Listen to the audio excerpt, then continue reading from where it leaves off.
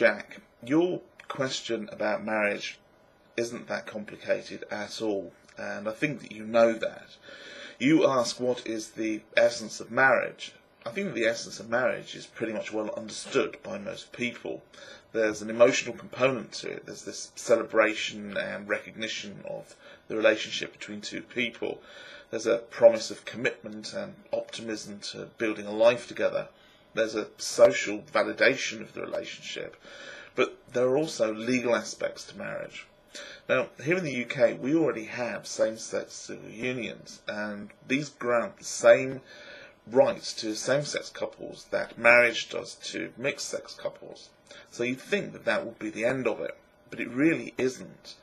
If a same-sex civil union is exactly the same as a marriage legally, then the obvious question is, why not call it marriage? And the answer is just as obvious. Religious bigots and social conservatives feel that they have some exclusive right to dictate who can use the term marriage. By denying same-sex couples access to marriage, they keep it the exclusive privilege of mixed-sex couples. And if you have a two-tier system, one of them will always be seen as inferior to the other. It doesn't matter how much you say they are the same. Different but equal was not accepted as an argument for segregation, and is not acceptable as an argument to deny gay people marriage.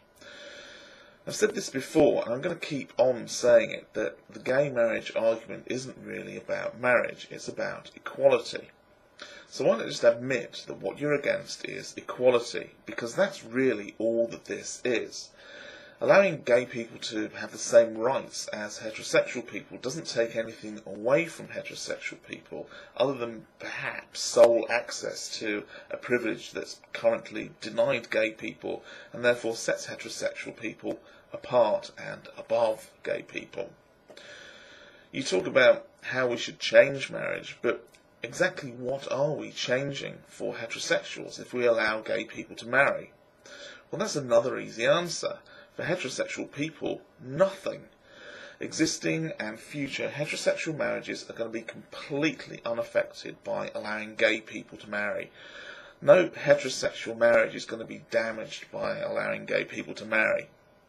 No heterosexual marriage is going to be rendered invalid by allowing gay people to marry. And nobody's going to be denied their wish to marry somebody of the opposite sex if gay people are allowed to marry. So, what's the only reason that would make anyone want to stop gay people from getting married? Well, the only possibility is that they just don't want people to marry if they're gay.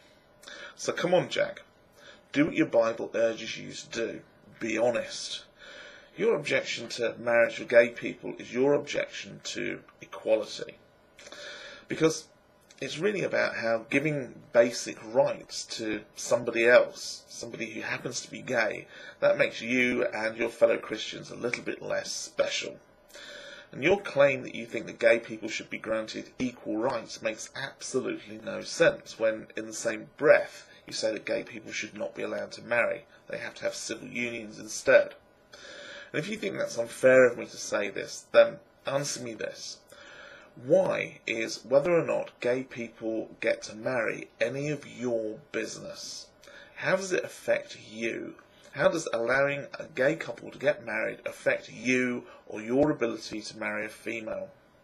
Now, answer those questions honestly to yourself, and then think again why it is that you want to deny gay people the right to marriage.